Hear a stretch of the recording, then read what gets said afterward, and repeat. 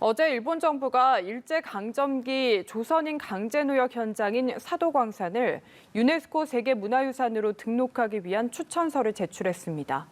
우리 정부가 어떻게든 등재를 막으려는 가운데 등재까지 어떤 절차를 거치게 되는지 궁금한데요. 정다미 기자가 전합니다. 일제강점기 다수의 조선인이 동원돼 가혹한 노역을 강요받은 한이 서린 현장 사도광산. 한국의 거센 반발에도 불구하고 지난 1일 일본 정부는 사도광산을 유네스코 세계문화유산으로 등록하기 위해 추천서를 냈습니다. もちろん韓国には独自のこの意見があるということは承知をしています。だからこそ冷静で丁寧な議論、対話を行っていきたいと考えております。 사도광산이 세계유산으로 등록되려면 최소 1년 6개월이 걸립니다. 서류 완결성 심사에 이어 유네스코 자문기관인 국제기념물 유적협의회 이코모스의 서류 심사와 현장 실사, 패널 회의 등을 거쳐야 하기 때문.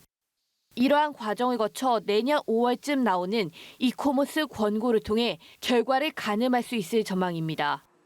등재 권고 보류, 반려, 등재 불가 등 4가지 중 하나로 결정되는데 등재 권고가 아니더라도 자문기구 의견이기 때문에 일본은 내년 6월 말에서 7월 초에 열리는 세계유산위원회에 가져가 등재를 시도할 수 있습니다.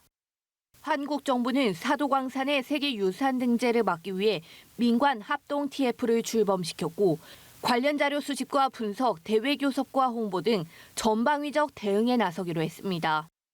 TF는 일본이 강제노역 역사를 외면한 채 등재를 추진하는 것은 세계유산의 근본적인 취지에 맞지 않는다는 점을 강조하며 국제사회의 공감을 얻는 데 주력할 예정입니다.